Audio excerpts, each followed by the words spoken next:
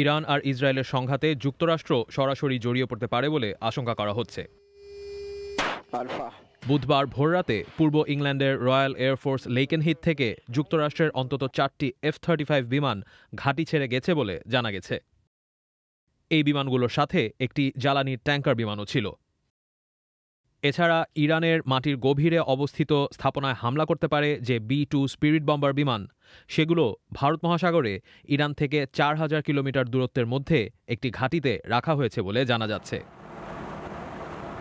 গত 3 দিনে যুক্তরাষ্ট্রের অন্তত 30টি মিলিটারি বিমান যুক্তরাষ্ট্র থেকে স্পেন, স্কটল্যান্ড ও ইংল্যান্ডের বিভিন্ন ঘাঁটিতে নিয়ে যাওয়া হয়েছে।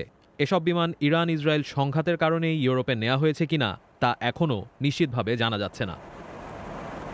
অন্যদিকে বিবিসির মার্কিন সহযোগী CBS নিউজের সূত্র বলছে, ইরানের পরমাণু কার্যক্রমের কেন্দ্রগুলোতে হামলায় ইসরায়েলের সাথে যোগ দিতে পারে যুক্তরাষ্ট্র। এরকম পরিস্থিতিতে বুধবার ভোরে ইরানের শীর্ষ নেতা আলী খামেনি বলেছেন, ইরান জায়নিস্টদের সাথে সমঝোতা করবে না। সামাজিক মাধ্যম এক্সে খামেনির প্রোফাইল থেকে দেয়া পোস্টে উল্লেখ করা হয় যে জায়নিস্টদের কোনো দয়া দেখানো হবে না। মঙ্গলবার আলী খামেনির অবস্থান সম্পর্কে ডোনাল্ড ট্রাম্পের বক্তব্যের পর এই প্রথম কোনো মন্তব্য করলেন তিনি। এর মধ্যে ইসরায়েল আর ইরান একে অপরের বিরুদ্ধে হামলা চালিয়ে যাচ্ছে। বুধবার ভোররাতেও তেলাভিভে কয়েক দফা মিসাইল হামলা চালিয়েছে ইরান।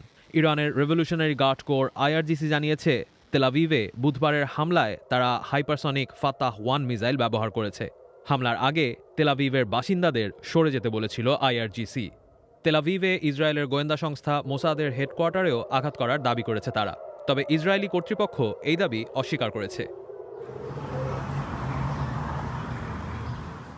ইসরায়েলি ডিফেন্স ফোর্সেস IDFও মঙ্গলবার রাতে দাবি করেছে যে তারা ইরানের বেশ কয়েকটি মিসাইল ঘাঁটিতে হামলা চালিয়েছে।